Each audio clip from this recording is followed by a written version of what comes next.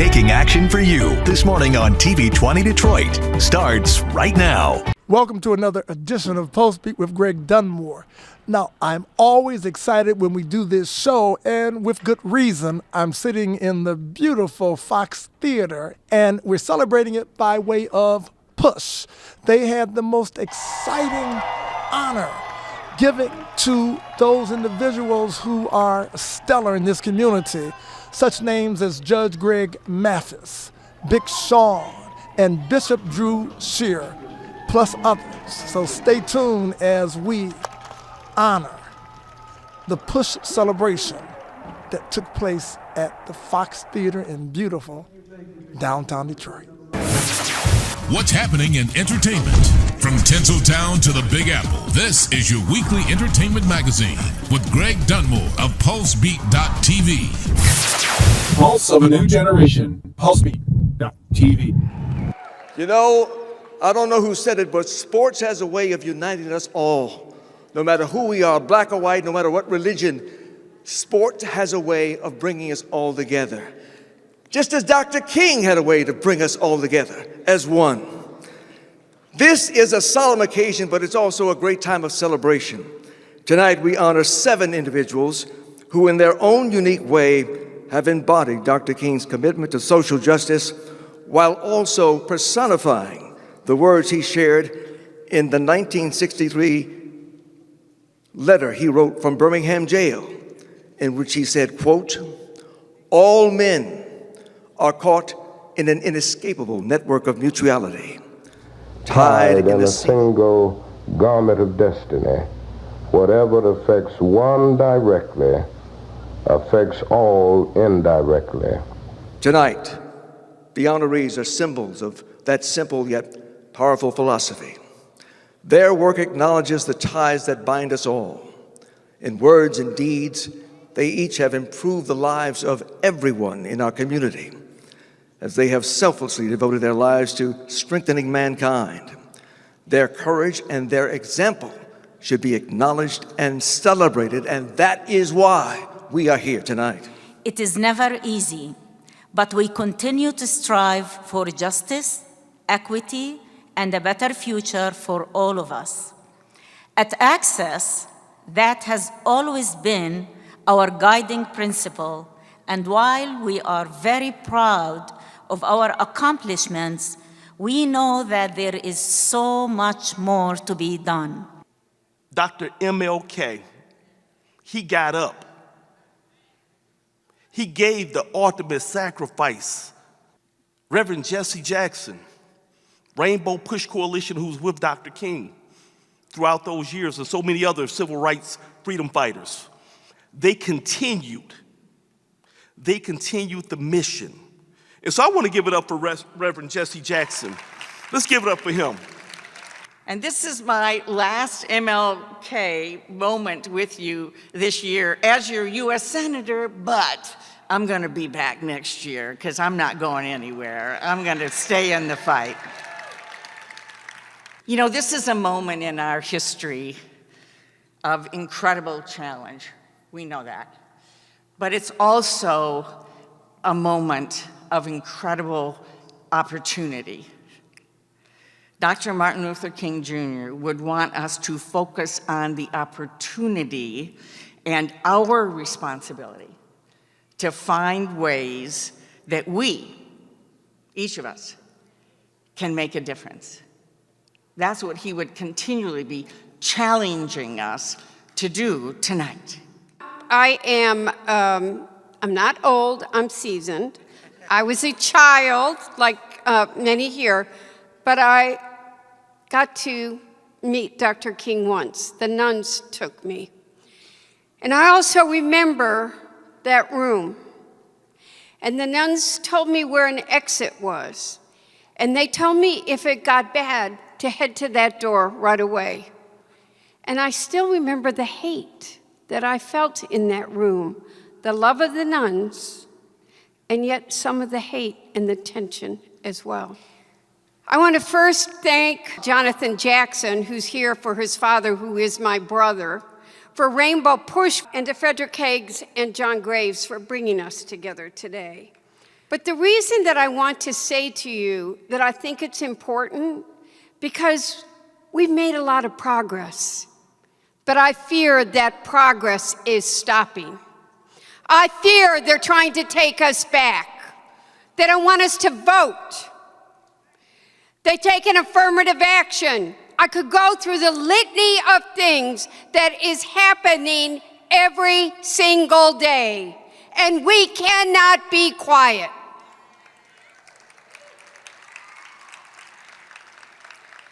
Dr. King taught us, I have two of my favorite quotes, that the ultimate measure of a man, and I always add woman, is not where he or she stands in moments of comfort and convenience, but where he or she stands at times of challenge and controversy. Too many people are becoming afraid to speak up. We cannot be afraid. Too much hate is seeping into our communities. We're normalizing it. We are normalizing vitriolic speaks, disrespect, prejudice, name-calling, and malice. Too much, too often.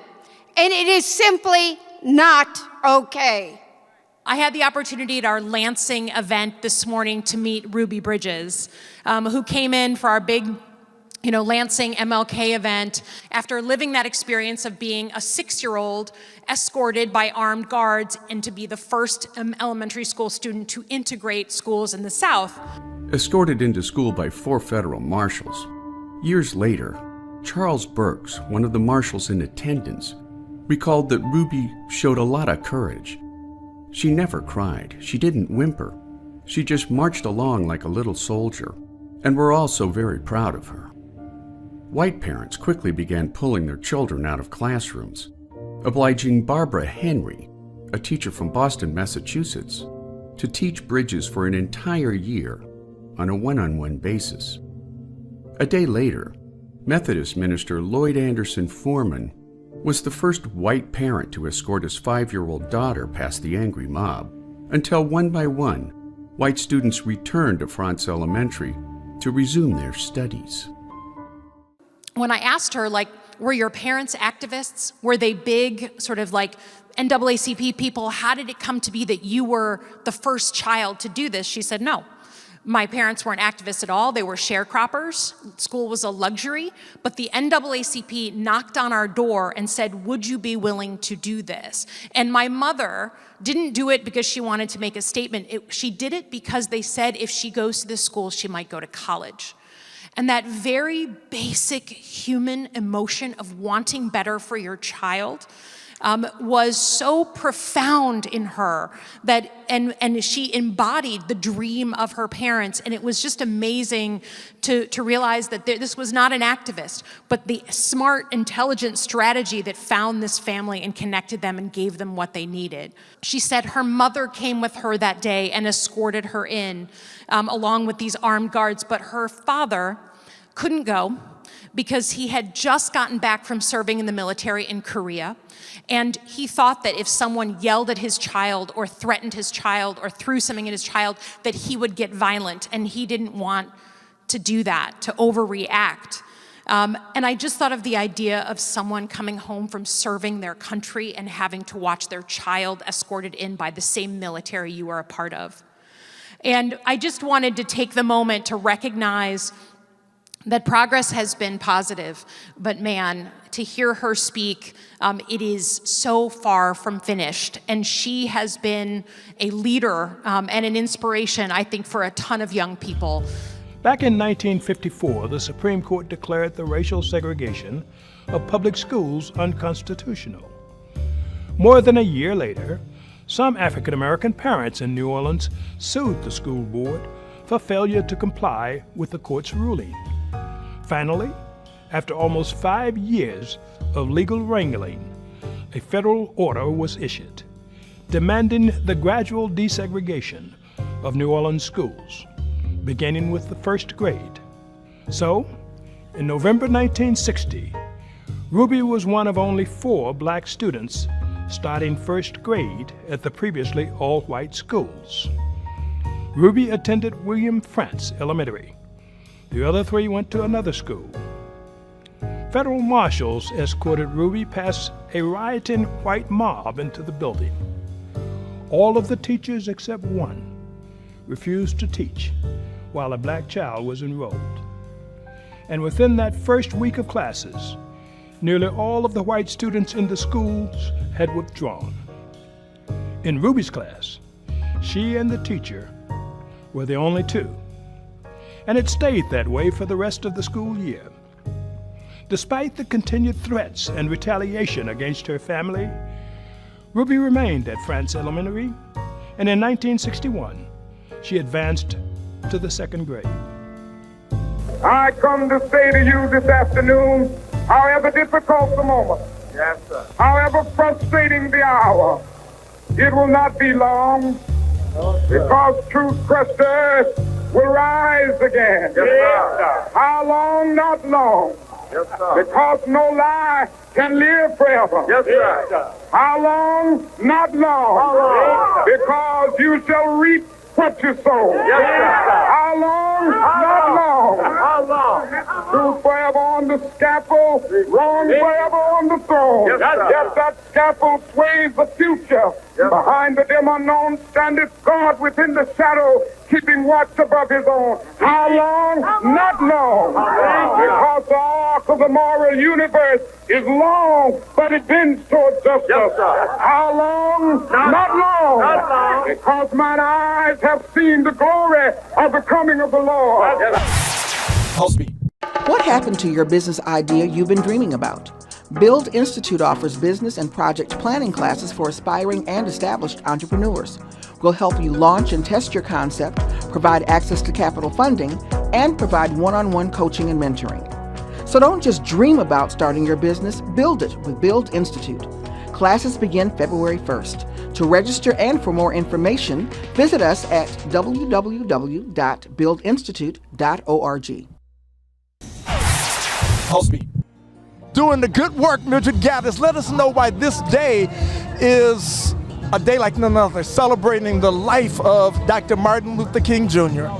You know, one cannot help but ask the question, where would we be if Martin King had not come our way? My greatest concern is we have allowed society to marginalize Dr. King as a dreamer. And God knows he was far greater than that. It's wonderful that the world has come to know and appreciate and to respect the work and the man. Speaking through the spirit, what is something you feel that Dr. Martin Luther King Jr. would want you to tell this audience? What is the spirit telling you that he wants you to tell this audience as we enter 2024? I think the number one thing is that it's later than we think. We've become very relaxed and comfortable, and some of us have forgotten the commitment we must have for the journey, and we're not all doing that work. But that's so important. You know, pick up your buckets where you are, do the work, and never ever be satisfied until it's done. So all of us know that there's something that needs to be better and needs to be different. And certainly that's true in the state of Michigan that Governor Gretchen Whitmer and I are serving every day and working hard to make better. But when you are confronted with something, the question is not what will others do, but how will you use your person and your example to make something happen? I don't see today as merely a day of passive service. I see it as a day of active challenges to the persistent pursuit of justice, opportunity, equity, and prosperity. And all of us, under the sound certainly of my voice in this great hall, all of us who have been inspired by the example of Dr. King, it is our responsibility to make sure that we use our example, our time, and our person to create more justice. That is how not only he wanted us to use it, but that is how our present and our future needs us to use it. As a young black artist on the rise, I began to make a bit of a noise on my own terms. I began to violate the codes of racial separation.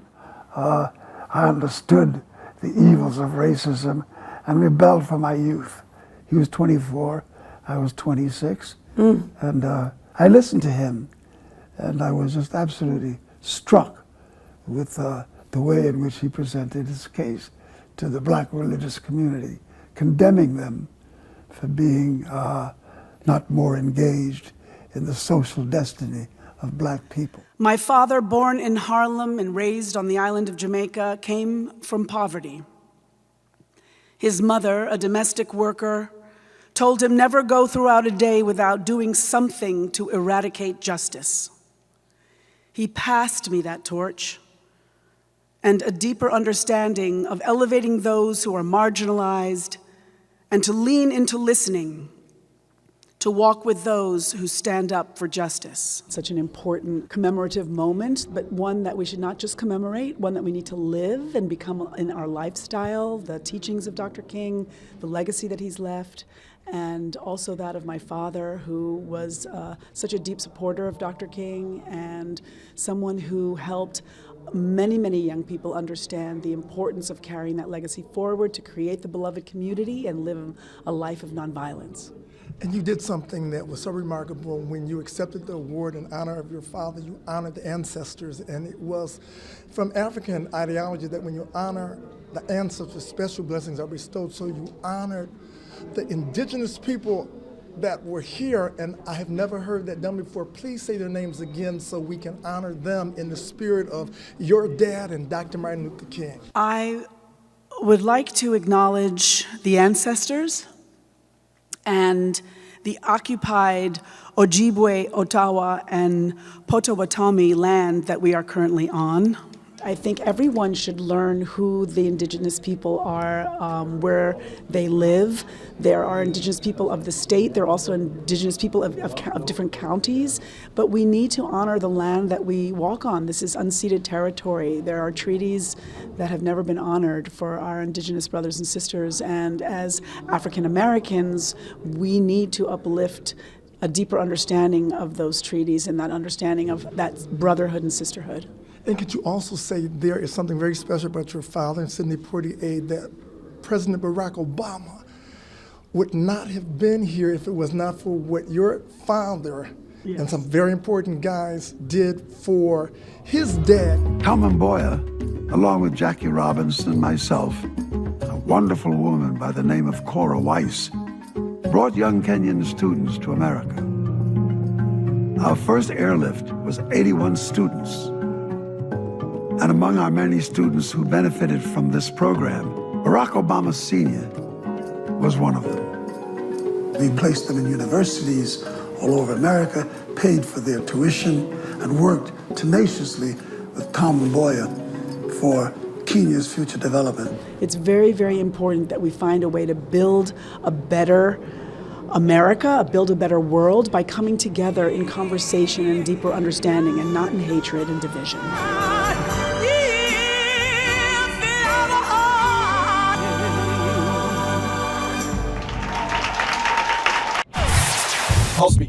One of our recipients of this year's Social Service Award, a person making a real difference in Detroit, my friend, Amy Nederlander. It's a dream fulfilled to be here today. It's really an honor. Imagine a little girl sitting with her mom, watching television, seeing the National Guard in Detroit during what was then called the '67 riots, and has properly been reframed as the '67 uprising.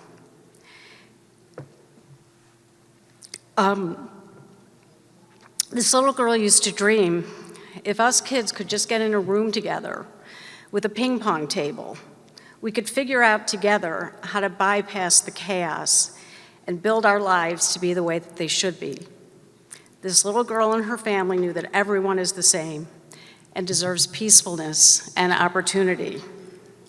And that little girl is me.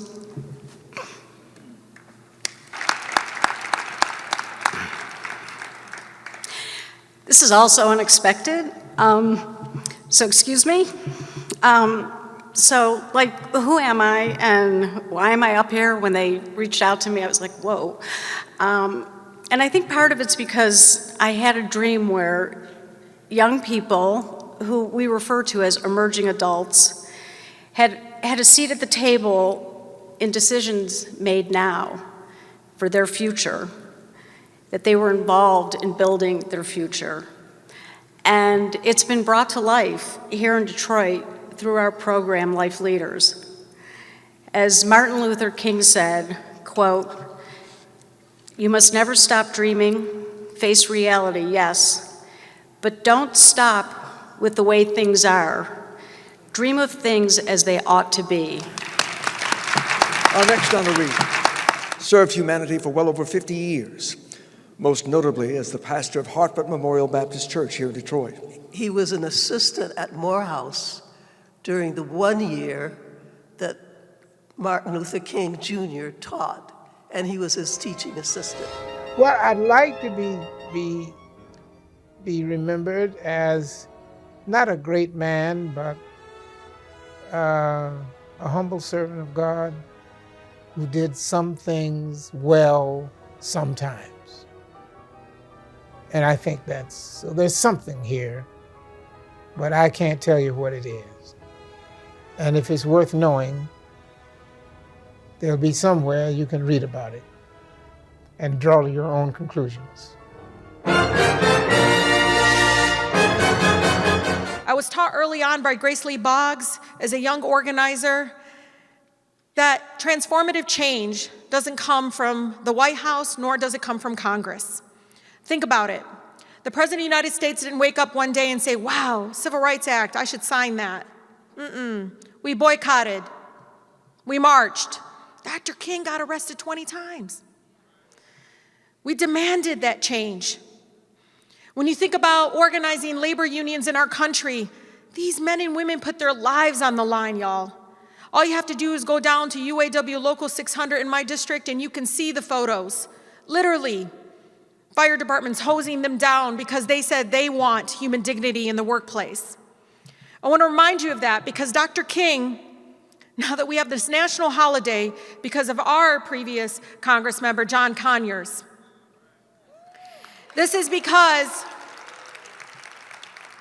at that moment, he was vilified, he was targeted for speaking truth to power. I am fortunate to be able to be a part of this. I served as the executive director of the Michigan SCLC for a number of years, and I was a part of a celebration on Martin Luther King Jr.'s birthday. But what an honor it was for me, and I'm so thankful for Reverend Jesse Jackson and, of course, Dr. Graves for even thinking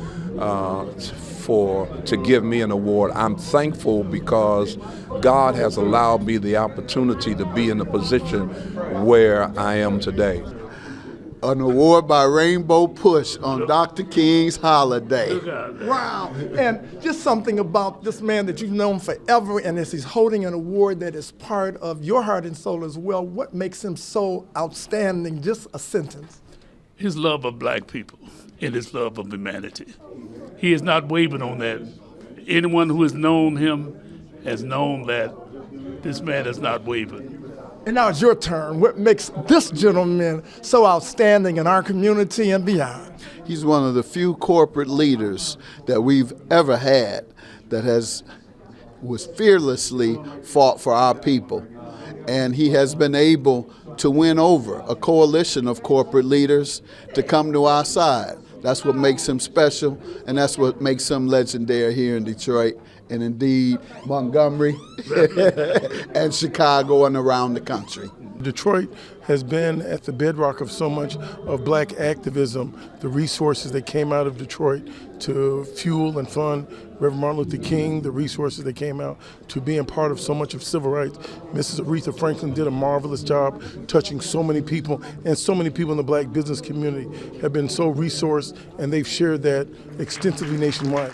You know, as an artist, when you think about having a dream, it all starts with a dream, and whether the people who come before us are gone, you know that they still here, the essence of them is still here, they're still watching over us, and just because you die doesn't mean that what you did dies, and doesn't mean that your presence isn't still felt, you know. So I gotta acknowledge again Dr. Martin Luther King for that, because I still do have a dream. Those guys wore shoes that are just too big to ever fill, you know what I mean? So It's here to just pay respect, pay honor to them, and salute them, you know. Whether they're here or not, they living on forever through us, and I'm just paying my respects, man, in Detroit, you know what I'm saying? It's very cold outside, but that don't matter. Like, we still here, and we still doing it for Martin Luther King. While we have had watched gutted by the Supreme Court affirmative action, while the voting rights that was passed in '65 has literally been gutted, I am saying it is painfully ironic that we live in a nation that is celebrating King while dismantling everything that King worked for. So I guess, Big Sean, you right, bruh. We need some loaded minds, more dangerous than loaded weapons, so we can wage war on injustice, oppression, and the Christo-neo-fascist movement that is dismantling or determined to undermine democracy and move us toward fascism. No, we're not going to let a fascist nightmare rob us of Dr. King's dream. We're going to keep hope alive. God bless you. Thank you for having a loaded mind. It's more dangerous than a loaded weapon. God bless. Pulse Beat.